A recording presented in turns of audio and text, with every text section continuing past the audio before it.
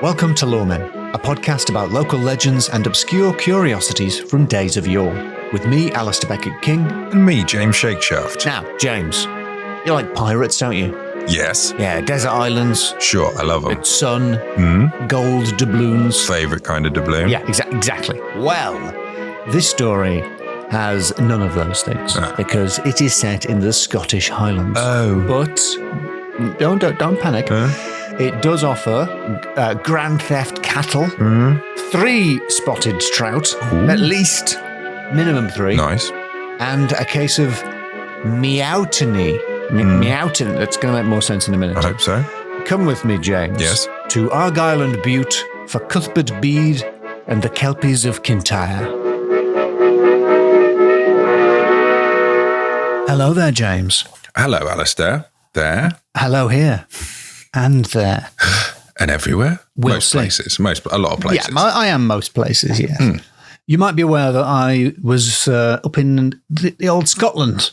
It's one of the places. Not long ago. It is one of the places I've been. I was in the Scottish Highlands in Argyll. Did you know, I don't know how this didn't come up when we did the Well of the Seven Heads episode, where we were talking about Loch Oich near Glengarry. Yeah. You know, there's a big fissure that runs through the Highlands of Scotland from Inverness to Fort William. You know, there's Loch Linney on the southwest side, and there's Loch Ness in the northeast. Everyone knows this, right? I do not know. Well, bang in the middle. Do you know what that loch's called? Watmagate. It's called Loch Lochy. It's just a little lochy loch. They really ran out of names for lochs. Was that named by a phone-in vote or something? Lochy McLockface. So that's not quite where my story takes place today. But I noticed it, so I thought I'd tell you. Nice. I'd like to take you to Kintyre to tell you the tales of the Kelpies of Kintyre. Ooh, Kintyre as in Mull of Kintyre. As in the Mull of Kintyre, which is, just to clear things up, the Mull of Kintyre is a little bit right at the end of Kintyre, which is a peninsula, not to be confused with the Isle of Mull, which is just a completely different island. It's quite nearby, but not as near as you would expect. I love a mull as well. You like a mull? Yeah, just having a sit and a bit of a stare at the wall. So I think it's Gaelic for like bald or bare, because there's not a lot of trees on some of these windswept isles. The stories I'm going to tell you come from a collection by Cuthbert Bede, which is a name that immediately raised a flag for me because it's sort of suspiciously familiar. Like it's a kind of name where I might suspect that a listener had created a fake sort of Loremen bait book. Like it may as well have been called Kenelm Popper Baylis. I'm sure I've heard those names before. Those are 2 famous saints from Durham. So I looked into it, and of course Cuthbert Bede is the pen name of the writer Edward Bradley, which he adopted while he was at Durham University. So we're not being trolled. Real guy, fake name. Just a coincidence. But it caught my eye, James. Let me tell you. Naturally occurring clickbait. Yeah. The book is called Argyll's Highlands. It was published in 1902, around 30 years, I think, after the author's death. Most of the stories take place in Kintyre, which is a peninsula. It means headland. And it's, the way Homer Simpson describes Florida as America's Wang. It's got a very similar vibe, although dressed to the left. Right. Rather than the right. Are you familiar with the Mull of Kintyre test? If 2 mulls talk about, do they have a conversation with each other? Yeah, it's the Scottish version of the Bechdel test. Yeah, right. I pronounced Bechdel there. I'm so concentrating on trying to pronounce Scottish things correctly. I pronounced it Bechdel. Bechdel. Like it's Loch Lochy. The Mull of Kintyre test is supposedly, I don't think there's any evidence for this, but supposedly the BBFC, which is the British Board of Film Classification. So they're the people who put your certificates on your films, your PGs. Your 12As. Your 12As, yeah. Those folks. So if you look at a picture of the Mull of Kintyre, it does have a sort of a pendulous quality to it. Not quite peninsula, sort of taking the N, the second N. Yeah, absolutely. An N and a EULA are irrelevant. We could take those right out. And the Mull of Kintyre test was the sort of the upper limit. If the appendage in question were above the angle of Kintyre, that was not acceptable. But below that angle, supposedly was acceptable for getting the old stamp of approval from the BBFC. Sort of related to this, you know, I think it was like a couple of months ago, there was like a thing going around about like, actually Edinburgh is way more westerly than like Cornwall or something. You don't really realise. Edinburgh is more westerly than Cornwall? Something like that, yeah. Really? That isn't true though, is it? I think it is though. True. Is it? Or it's more westerly than Bristol. You're right.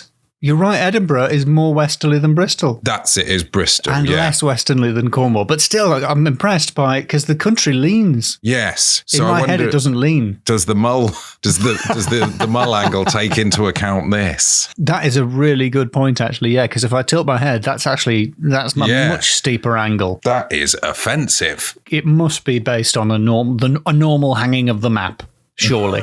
Surely, James. Okay. Wow. Yeah. So, Kintyre is a rocky but sexy peninsula with islands either side of it. Isla and Jura to the west and Arran and Bute to the east, as well as just tons of other little islands. It's got some lovely place names: Witchburn, Grogport, Tangy, Knocknahar.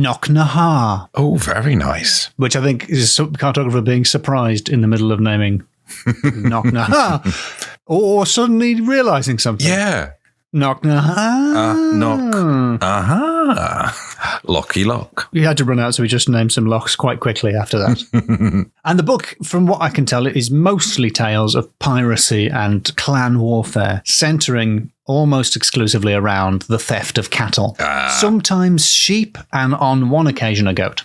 Oh. When you think of piracy, you tend to think of doubloons and parrots and cool stuff, but it was like a much drabber, more sort of tartan, oat-fueled and cow-focused form of piracy. It would have to be a really big treasure chest. To get all those cows in it, yeah. Yeah, to get cows in. But it does seem like for a few hundred years, the different clans were essentially shuffling the same few cows back and forth from different islands and, you know, stabbing each other a little bit as they went. Not a safe place at all. The first story I'm going to tell you is The House of Thieves. Oh. And this begins, as Cuthbert Bede writes, in the dark, mental days of Scotland, when the law was defective and void of sufficient energy. Are you sure this wasn't written by me in the late 90s? It was no. It was so you would have said it was dark. Like, it was radical. It was dark. Oh, hellish. That's what we said in the Northeast. Things were either dark or safe. I'm now embarrassed about the lack of imagination. Safe. Yeah.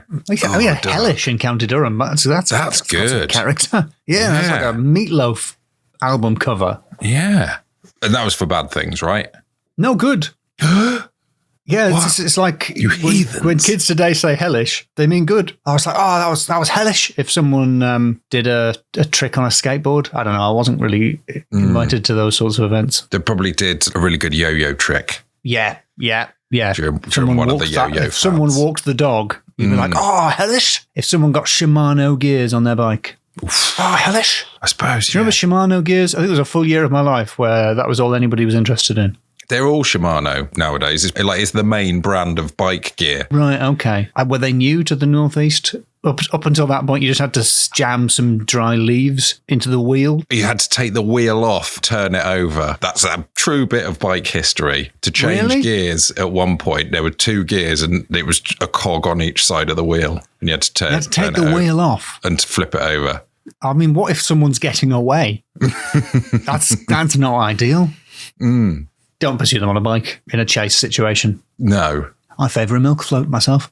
So, the story of the House of Thieves, as Cuthbert Bede tells it. A traveller, journeying through Kintyre, lost his way on a dark night and wandered on until he perceived a light. He made his way towards it and found it to proceed from a house situated in a locality but seldom visited.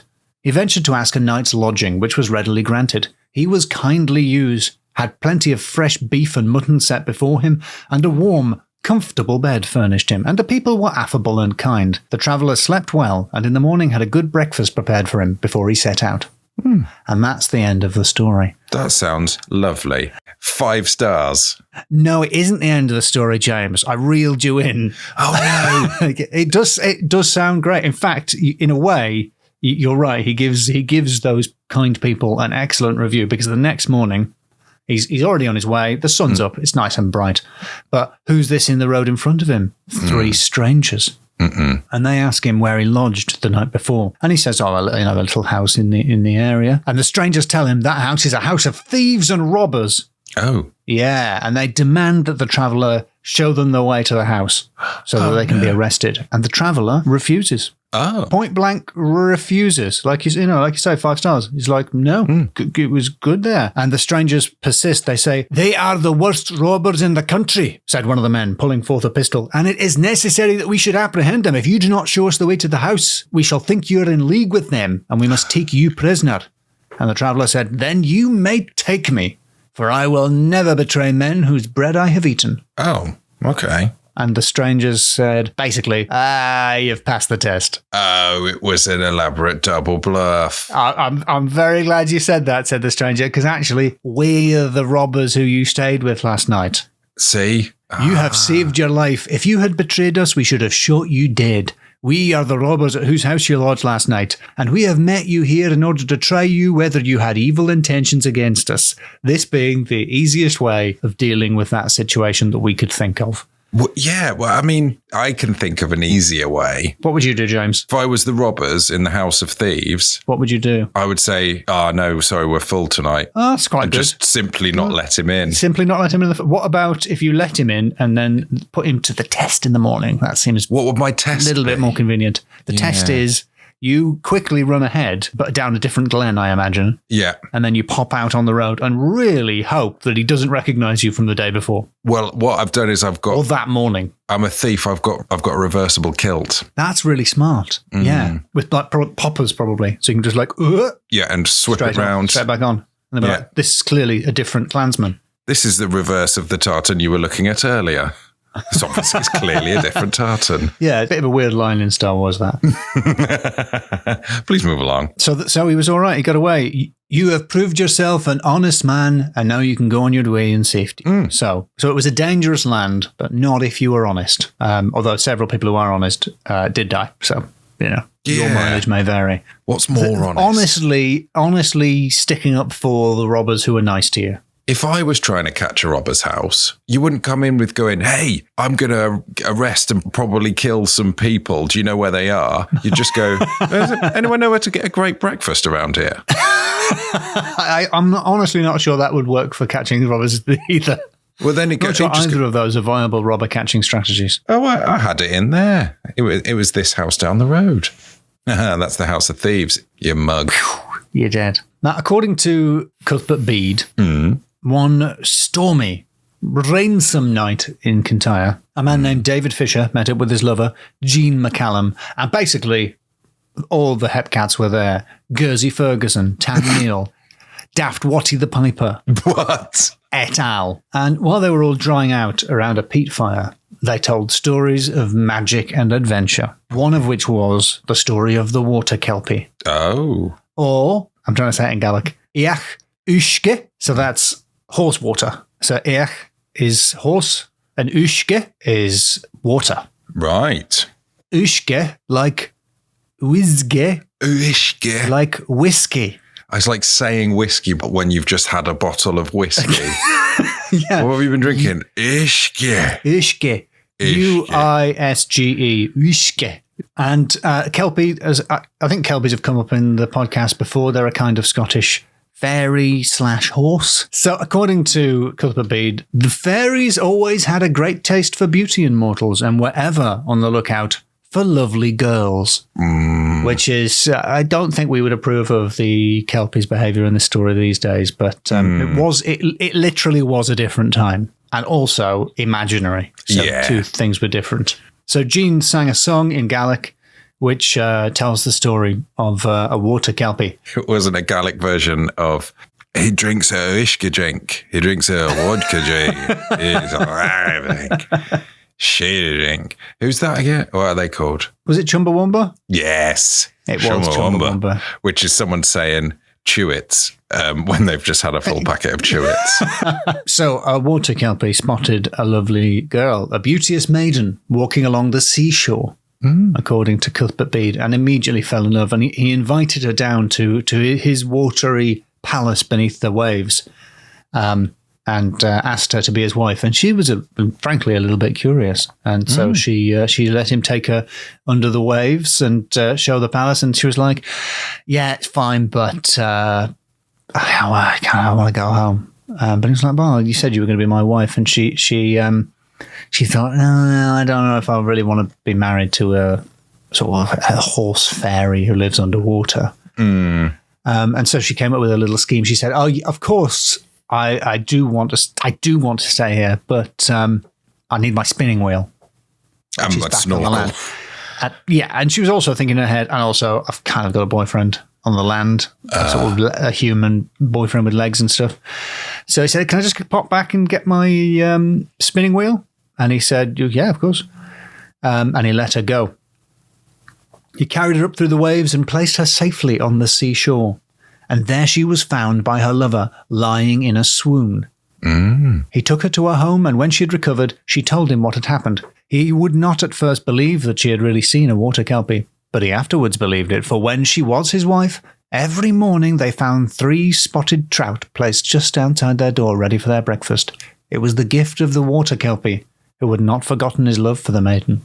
Ah, bit of a sad ending there. Sweet. Yeah, okay. That's sweet. Well, is it? It depends how much you like fish, I suppose. They've got basically one move, water kelpies, and that is giving you fish. That is not the last time a kelpie's going to give someone fish. Okay. Spoiler alert. That's their move. Is it like ciao? Like it means hello and goodbye? It's extremely flexible, yes. Or like hellish, it means good or bad. It means good or bad if you're in the northeast. So after Jeannie had told the story of the water kelpie, David Fisher chipped in with the story of the shipwrecked cat. It would be more accurate to say the shipwrecked cat and the shipwrecked ship, and also David, because there were several people on that boat. David Fisher himself was a mate of a ship called the St. Mungo, sailing out of Glasgow under the direction of Captain Keir, travelling from London to Montreal. Now, I think I might have a bit of an idea for a political joke here, James, so, go on. So get ready. If it had been Captain Keir Starmer, the boat would have kept going to the right. Oh, yes. Yeah? Fun fact, Mungo's Hugh Grant's middle name. Is it? Hugh Mungo so Grant? He's called Hugh Mungo, which is great. Nobody with the first name Hugh can have the middle name Mungo. Hugh Mungo? Yeah. Is what? Did he gain his powers in an accident? What kind of a name is that? Hugh Mungo. Cancel the rest of the episode. I just need time to deal with that. I'm checking on Snopes. It's mostly true. How can it be mostly true? It's mostly true? It's Hugh John Mungo Grant. Wow. But then it still says Hugh John. He's got a Hugh John. That's why they call him Mull of Kintyre. So David was on his way. This really changes everything, this information about Hugh Grant. He was on his way to Montreal, and they had reached latitude 46 degrees north, longitude 34 degrees west. I'm sure you know it well. 46 west. 46 north. Degrees north, 34 degrees west. Don't look for it. It's the sea. There's nothing there. It's pretty much bang in the middle of the Atlantic Ocean. Are you Googling to see where it is? No, I can imagine the sea. I feel like I can hear the sound of you Googling. It's the sea, James. Just trust me, it's the sea. There's no land there. Did you mean the sea, the sea? The sea, it's the sea, the sea. Never has the sea been more the sea than it is at 46 degrees north, 34 degrees west. And they came upon an abandoned ship, seemingly, the Rinaldo. And that boat was supposed to be sailing from Quebec to Antwerp, but it had been abandoned by its crew with, I think, 700 tons of timber in the hold, just because of a little bit of sinking. But it's got timber full of wood. It's got a lot of wood, and wood floats. So the boat's still floating, but it is, let's be honest, currently sinking. It's taking on quite a lot of water.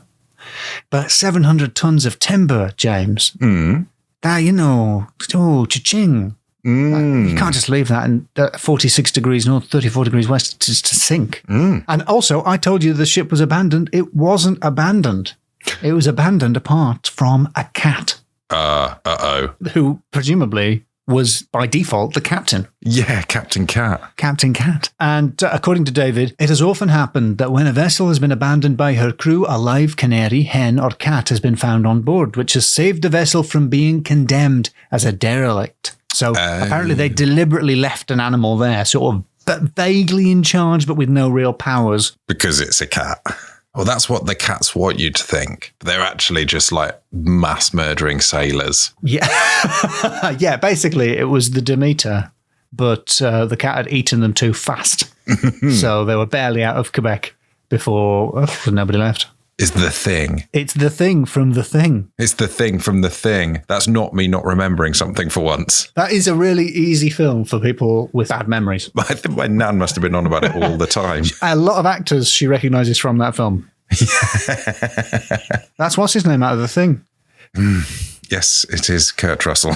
So David, very bravely, along with 4 of his crewmates, stepped up and volunteered to try and sail the sinking Ronaldo back to Scotland towards the Clyde, presumably to weigh anchor in Glasgow. Did they still have to take orders from the cat? I believe the cat was more of a ceremonial position by this point, but they took the cat with them. No, that's nice. I think he might have been more generous to have popped that aboard the St. Mungo, but they took it with them, I guess, because he was the captain. Davy says that the weather proved foul and the leakage of the waterlogged vessel was so great that for 22 hours out of the 24 we were kept working at the pumps. But we toiled on manfully for 18 days and at length sighted Cape Clear. Now, I looked this up to see how near to the Clyde that is. That is the bottom of Ireland. That's a little island off the bottom of Ireland, as far as I can tell. So they're quite far away from Scotland. There's an island in the way. And Northern Ireland. Don't want to be controversial. So they should have landed there. They should have just put into the first port they came to, but the wind turned against them, James, and blew them back out to sea, and they drifted around the northern coast of Ireland and into the Northern Channel, which is the bit between Northern Ireland and the Highlands of Scotland. We came towards the Mull, which I think means the Isle of Mull, but it could mean the Mull of Kintyre. Not sure. And it seemed as though we must be dashed to pieces on the rocks, but a sweep of the gale bore us away from the coast, and we rounded the Mull in safety. As we drifted on to Sanda, which is another island, there came a lull in the gale, and curiously enough, this calm probably proved to be our destruction, for if the strong breeze had kept up, I think we should have weathered the rocks and should have passed on safely into the sheltered waters of the Kilbrannan Sound or the Firth of Clyde. But the wind stopped, and the ship, ka-chow, crashed into the rocks at the pretty much bang on the tip of Kintyre. Near Karski. Yeah, right on the tip. Ouch. The Ronaldo broke up on the rocks. David's 4 crewmen were clinging to a log when they were swept out to sea, and he never saw them again. Oh, no. That's like end of Last Crusade. Should have let go of the logs. Shouldn't have been so greedy for the logs. It's like a polyamorous Titanic, where there's 4 of them.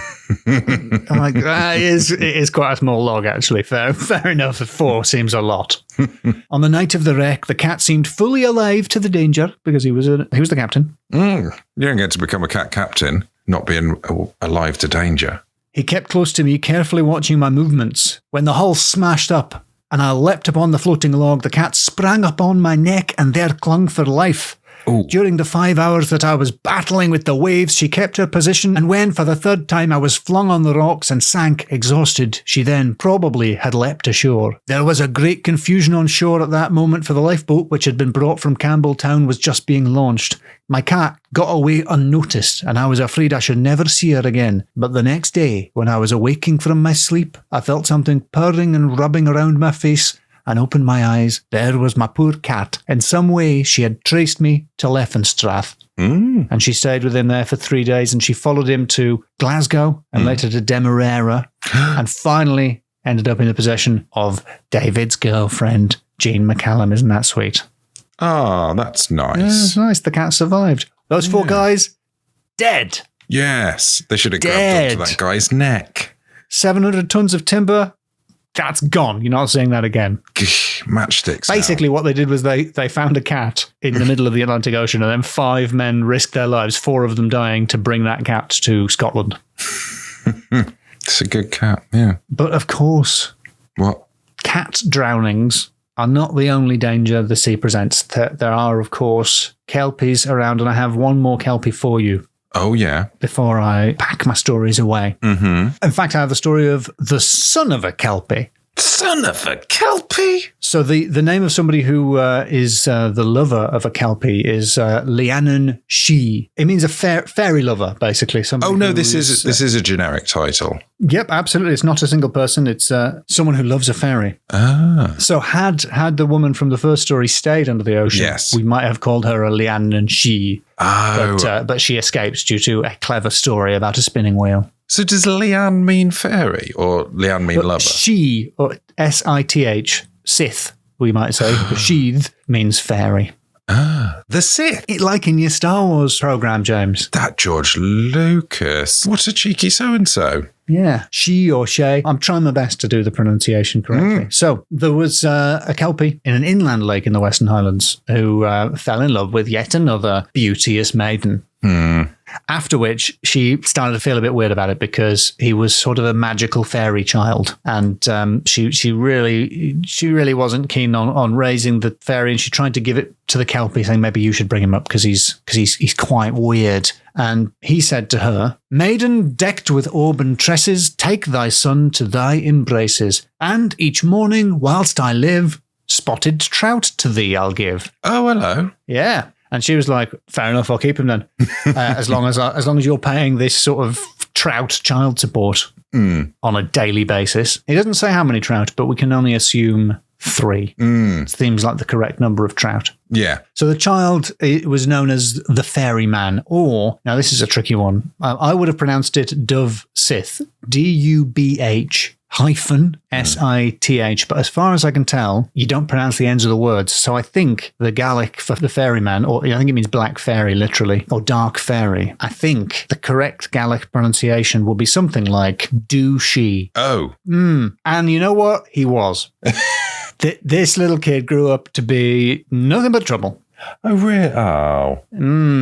The douchey or fairyman grew up to be something of a magician and an archer. He even got himself involved in some actual history. Ah. The Battle of Try Grugnart. Right. Or Grugnart Strand, which was, to be honest, yet another fight between 2 people who were probably, I think, uncle and nephew. You know what clans are like. It's basically like the Sopranos, but in tartan. Yeah, less shell suits. Porridge instead of gabagool. Probably. So I won't go into full detail. I won't do like 6 seasons of backstory on this fight, but I'll give you just the bit that involves the do-she. And this is Ara Fletcher's version of the story as written up by Ron on islay.scot, which is a website dedicated to the stories of the Isle of Islay. Apparently, Lachlan Moore MacLean of Duart Castle and his nephew, James MacDonald of Islay, had a bust-up over a small personal matter. Can you imagine what that was? Probably some cattle. It was the theft of some cattle. Yes. Cattle related. It started out, it was cattle. It was yet again another example of cattle-related violence. I think it started out with a few cows. But then over months and years, there's a little bit of land, I think, also on Islay, maybe a castle here and there. After a while, nephews, uncles, dozens of loyal men are being murdered left and right. Much presumably to the bemusement of the cows in question.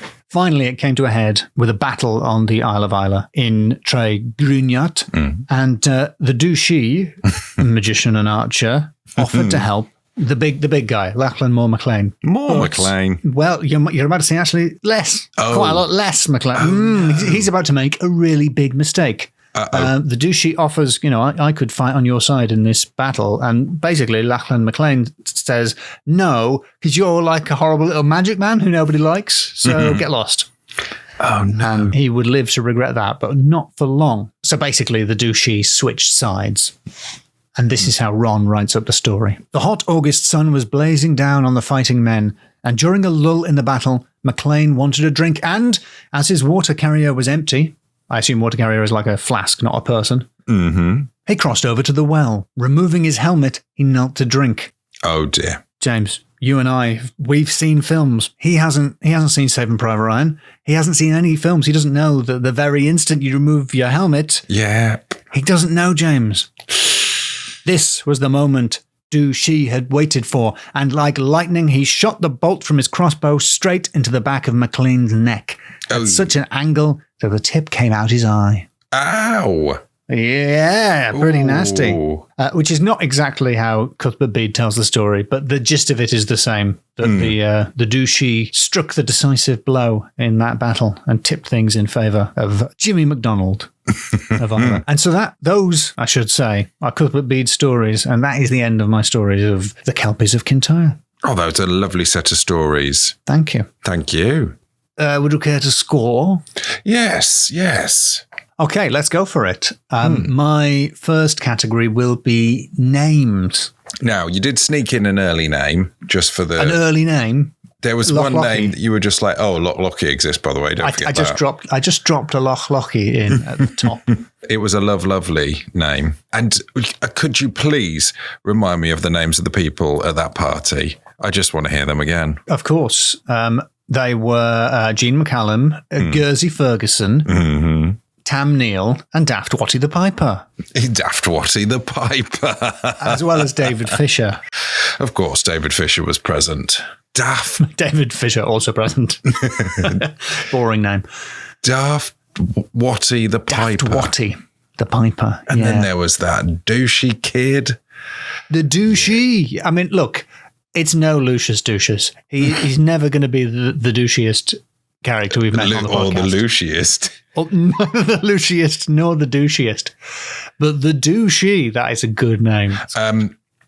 So, yes, big time. And Grogport, Tangy and Knocknahar. 5. Thank you. Can't fault Thank you. I'll take my 5. Thank you. My next category is, and I've got a weird feeling about this. I think you're going to try and knock me down, but supernatural. Right. Yes. So Kelpies are supernatural. And also cats are supernatural. I'm not so sure. Timber is supernatural. It's like an abandoned ship is spooky though, isn't it? Yeah, kind of. Never seen one in real life, but I imagine it would be. I imagine I'd not want to get on it. Wait, do you not believe in abandoned ships, James? Oh, yeah. I believe in them when I see them. I believe some people think they see abandoned ships. You're not exactly a nautical fellow, though, James. I've been on a ship. I've been in a dry dock. Oh, okay. I didn't mean to impugn your knowledge of maritime matters. Wait, the thing about the Kelpies, are they horses or are they people? Great question. Or are they centaurs? Are they seahorses? They cannot be seahorses and reasonably expect to carry on a romantic relationship with a human woman. Come on, lads. Surely not. It's not feasible. Especially since seahorses house baby seahorses. The male seahorse has their babies in a little pouch. Yeah. That's not going to work with a human baby. No, you can't have a bunch of human babies. It's not practical. In a bum bag. No, it couldn't happen. No, impossible. So yeah, iach is the Gaelic word for horse. So they are horses, but also they're sort of not horses sometimes. Depends if they're trying to woo the ladies or not. Yeah, exactly. Yeah, they clean up nice. And the douchey did look pretty much like a normal person. Douchey one. Yeah, it's not very supernatural, I'm afraid, Alasdair. It is very supernatural. There's two Kelpies. Well, I'll give you 1 per Kelpies. So it's 2. And then there was just a what about cat. What about the ferryman? Cat. But the ferryman's also magical. It's not clear how. He's good at archery. All right. 2. Sticking at 2. Yeah. All right. We did well in names. That's fine. My next category is It's the Thing from John Carpenter's The Thing. Excellent. I'm not quite sure. I'm not sure. I don't think it's going to be a high scoring category, but too cool a title not to try. It's an homage to It's It from Stephen King's It. An homage to, I think, one of the worst categories you've ever come up with. The lowest scoring category. And used twice. Yes. In 2 episodes. you'd probably be very inclined to give me a high score if I were to do an homage to it. But the cat on the boat is a little bit... John Carpenter's The Thing. Yeah, yeah, exactly. I'm imitating it almost convincingly. The cat on the boat's a dog on a helicopter. I know the dog wasn't a dog on a helicopter. But it was near a helicopter. No, I'm pretty certain the dog was on the helicopter and it was chasing a Norwegian man. Is that why it crashed? The Norwegian had to run after it, warning them, watch out. There's a dog in that helicopter. It's a really weird, confusing film. It's a very bad dog. Yeah. That dog isn't a trained pilot. He's shouting, but it's in Norwegian, so the Americans don't understand. But also, Kelpies, they seem to be shapeshifters. You said it yourself. Sometimes they're horses, sometimes they're not. The Thing from John Carpenter's The Thing is a shapeshifter. That is the thing about The Thing from John Carpenter's The Thing. It is that it's a shapeshifter. The Thing is a remake of the film The Thing from outer space, I think. Where in that, it's a vegetable that represents communism, I think. You can really make anything a film in those days. About communism. They could make everything about anything about communism. It's about a beach ball that eats cats, but the beach ball represents communism. And they were like, here's $1 million, which is a lot of money in those days, i.e. now. Off you go, lads. They should have done the aliens thing, shouldn't they? Yeah, they should have. The Thing and then the Things, which is less I think it goes sounding. Thing and then Thingies and then Thingamajigs. And then the series tails off when it's just called What's Names. Yeah, Thingamajig versus What's Name. Nobody likes Doodah.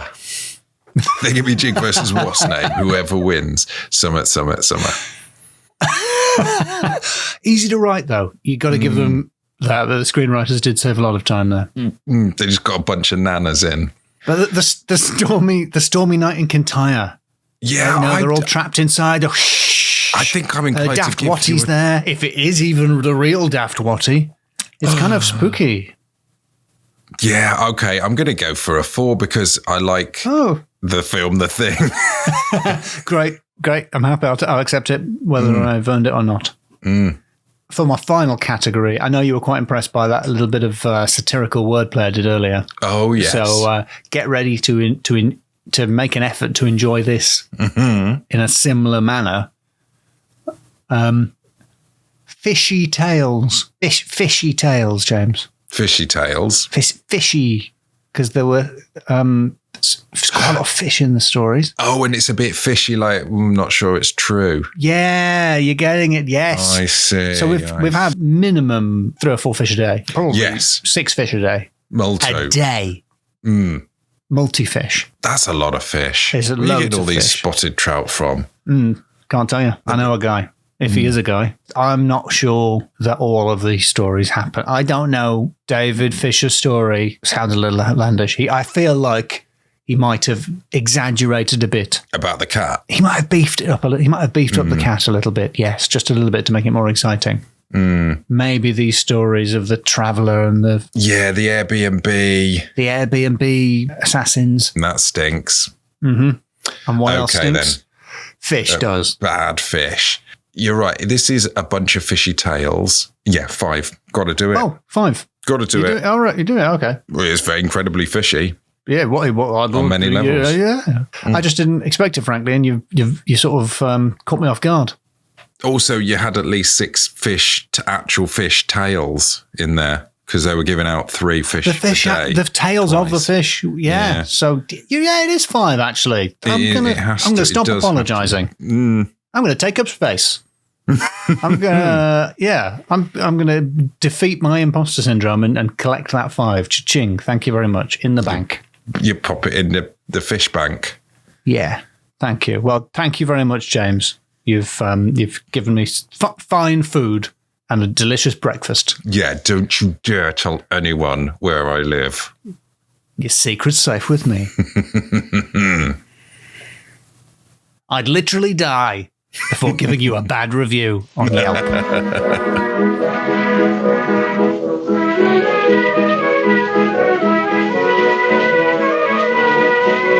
Meow to me because the cat was in charge, James. Did that click into play? Okay. Right. Hey, James, it just so happens that old Cuthbert Bede has a couple of Halloween-based tidbits in that self-same book. Ooh. Argyle's Highlands. Yeah. Hey, are we doing some kind of Halloween show, the Lord Boys? Yes, we are. You don't say. What an extraordinary coincidence. Part of the Cheerful Earful Podcast Festival on the 31st of October 2023. 2023. In Balham, and you can buy tickets online. Well, I hope people do buy tickets, actually. And I might share those Halloween tales then. Please do. Well, I will. Oh, yeah.